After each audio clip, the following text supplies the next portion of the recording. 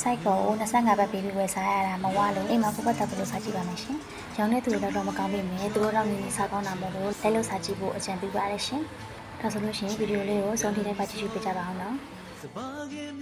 စိုက်ကောလုပ်ဖို့အတွက်အဓိကလိုအပ်တာတွေကတော့ဝတ်သားကိုအစီနဲ့အသားနဲ့ရောကြိတ်ထားတာရယ်ခမင်းရယ်ဘဲကြစံရယ်ပဲဖြစ်ပါတယ်။အစားတုပ်ဖို့အတွက်ကတော့ဝက်ဥရှင်ဝက်ဥသုံးလို့ရပါတယ်။မရှိလို့ရှိရင်တော့ကိုညီမပြထားတဲ့ collagen ဥသုံးလို့ရပါတယ်။ရတဲ့နေပါမယ်။ချက်သွန်ပြူဥအကြီး3လုံးထောင်းထားထည့်ပါမယ်။ချုံမုံနေငယ်စားနေငယ်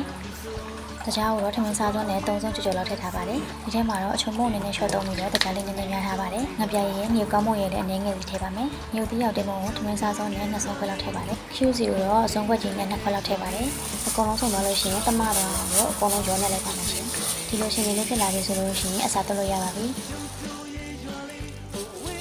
collagen ကိုတော့ကိုလိုအပ်သလောက်ဖြတ်ပြီးတော့ရေစိမ်ထားရပါမယ်။ဒီဟာကတော့အစားသွတ်မဲ့ကတော့အကောင်းစားပါရှင်ဒီ collagen ဥတွေကိုတော့တခြားဆေးကြောဖို့လိုပါမယ်မဟုတ်ညှိတက်လို့ပါတခြားဆေးပြီးတော့ရေပြောင်းညှစ်ပြီးဆိုလို့ရှိရင်ထိတ်ကလေးတစ်ဖက်ကိုထုံထားလိုက်ပါမယ်အခုဆိုလို့ရှိရင်အစားသွတ်လို့ရပါပြီကတော့ကိုဥကိုအကုန်ဆွတ်လိုက်ပါမယ်ပြီးလို့ရှိရင်တော့ကတော့တွေကိုအစားပလိုက်ထည့်ပြီးတော့အစင်ပြာနေတာထုတ်ချလိုက်ပါ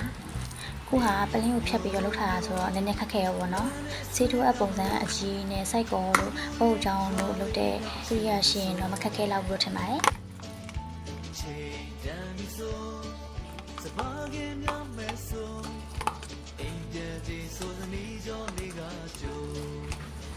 ကဲအခုဆိုလို့ရှိရင်အကုန်လုံးအစားသွတ်လုပ်ပေးပါပြီ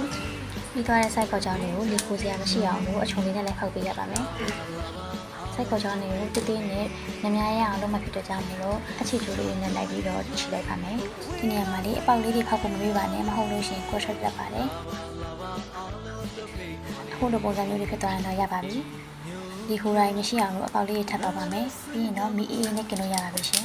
မီးရွက်ပြီးလို့ရှိရင်ဦးရက်ကိုထွက်တတ်ပါတယ်ဒါကြောင့်မလို့မီအေးနဲ့กินလို့ပဲအကြံပေးပါရရှင်မီအေးလေးနဲ့กินလာလိုက်တာစိုက်ပေါ်လေးတွေကရေးရေးလေးဖြစ်လာပြီဆိုလို့ရှိရင်နှစ်ဖက်စလုံးလေးတွေဆိုရင်ပေါ့နော်စားလို့ရပါပြီ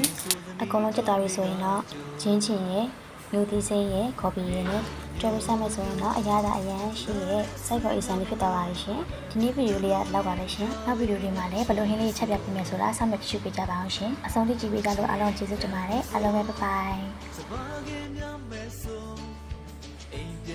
ဆိုစနီးကြောလေးကကျိုး